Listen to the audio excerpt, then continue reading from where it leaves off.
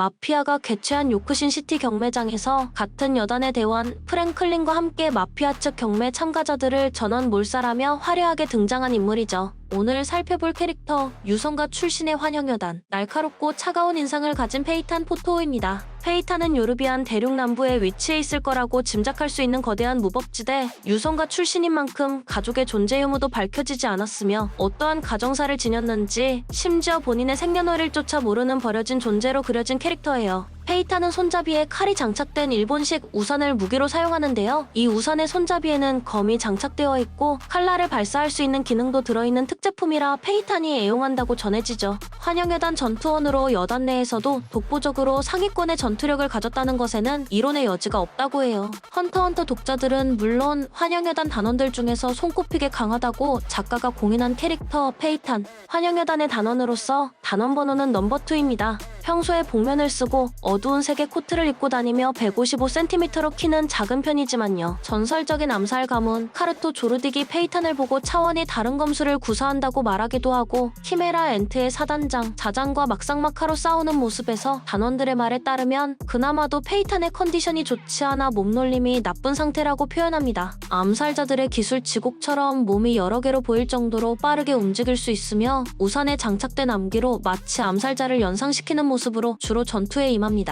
페이탄이 이성을 잃을 정도로 분노했을 때와 같이 감정이 격해질 때만 발동하는 기술, 변화계와 방출계의 복합 능력, 날려보낸 오라를 불덩어리로 바꾸는데 마치 작은 태양처럼 광범위한 지역을 전부 불태울 수 있는 라이징 선의 위력은 가히 환영여단의 전투대원답다라고 그려집니다. 라이징 선의 위력은 페이탄이 전투 중 받은 피해에 비례하여 강해진다고 하는데 같은 여단의 단원 핑크스가 페이탄의 기술을 앞에 두고 이번에 사용하는 녀석이라고 말한 걸 봤을 때 페이탄이 느끼는 감정에 따라 속성과 효과가 모두 다른 라이징선과 동급의 기술들이 다양하게 존재한다고 유추해볼 수 있습니다. 페이탄은 라이징 선으로 키메라 엔트들을 가볍게 사냥했어요. 또한 구현학의 능력인 용서받지 못한 자를 이용하여 페이탄이 느끼는 감정에 따라 능력이 바뀌듯이 그의 의복도 바뀌는데요. 라이징 선을 사용할 때 키메라 엔트의 사단장 자잔이 손도 못 쓰고 타 죽을 만큼 엄청난 위력을 보이는데 이때 불에 타지 않는 의복으로 구현화시켜 페이탄 본인은 아무런 타격도 받지 않았습니다. 뛰어난 전투 능력과 함께 고문에도 일가견 있는 인물인데요. 페이탄이 고문에서 죽인 사람을 놓고 그 녀석이 오늘 제일 불쌍했지라며 마치 다른 사람의 일처럼 말하기도 했던 만큼 여단 내에서 가장 잔인함이 높은 인물입니다. 작중에서 여단에게 잡혀온 곤이 노부나가와 팔씨름을 하던 도중 분노하자 너무 까분다라며 곤의 손가락을 하나하나 부러뜨리고 손톱을 뽑는 고문을 하려고 했던 모습에서 볼 수 있듯이 단 몇 페이지만으로도 충분히 그의 잔혹성이 드러나는 부분이었죠.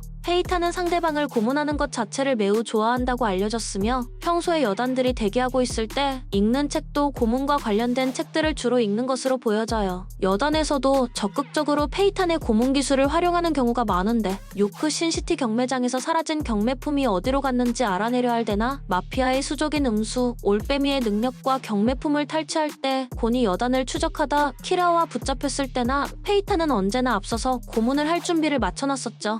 이러한 잔인함은 여단이 쿠르타족들을 몰살한 사건에서 제대로 드러나는데요. 분노할수록 더욱 선명하고 진한 붉은 빛의 눈을 가지는 쿠르타족. 분노의 최고조에 달했을 때 뽑아낸 붉은 눈이 상품 가치가 가장 높다는 이유만으로 한 명도 빠짐없이 전원 가혹한 고문 속에 눈알이 뽑힌 채 사망하게 됐죠. 고문을 취미로 삼는 페이탄의 성격을 볼 때 쿠르타족을 몰살시키는 과정에서 크게 관여한 환영여단의 단원으로 추측되는 인물이에요. 또한 경매품 관리 책임자를 고문할 때도 페이탄이 얼마나 잔혹하게 고문했는지 다른 여단 동료들이 단장에게 보고할 때도 페이탄 덕분에 온몸을 고통 속에 죽어갔으니까라고 전하는데요. 페이탄이 무자비하고 끔찍하게 상대방을 고문해 죽이는 것은 여단 동료들도 꺼림칙하게 여기는 듯합니다. 요크 신시트의 경매 사건 이후 페이탄은 핑크스와 함께 그리드 아일랜드 옥션에 참가해서 경매를 관전하며 낙찰자의 차를 습격해서 그리드 아일랜드 칩을 훔쳐가며 다시 등장하지만 칩을 훔친 이후 그리드 아일랜드에 상륙하는 데에는 성공했으나 관리자인 레이저에 의해 대륙으로 다시 송환된 모습이 그려집니다. 헌터헌터의 다음 에피소드인 키메라 엔트의 여왕의 죽음 이후 사단장들이 각지로 흩어지는 사건이 발생하는데요.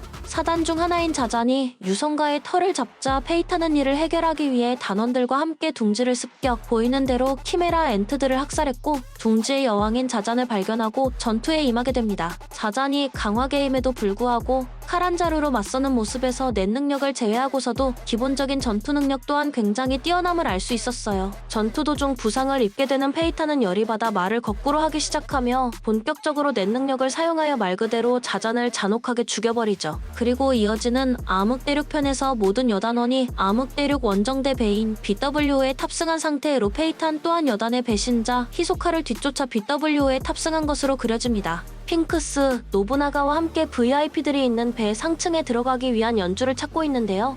이 과정에서 슈우 일가와 협력 관계를 맺고 A 일가를 박살내기로 결정하며 암흑대륙의 편에서의 페이탄의 비중이 적지 않음을 유추해볼 수 있죠. 이상 페이탄에 관한 이야기 마칩니다.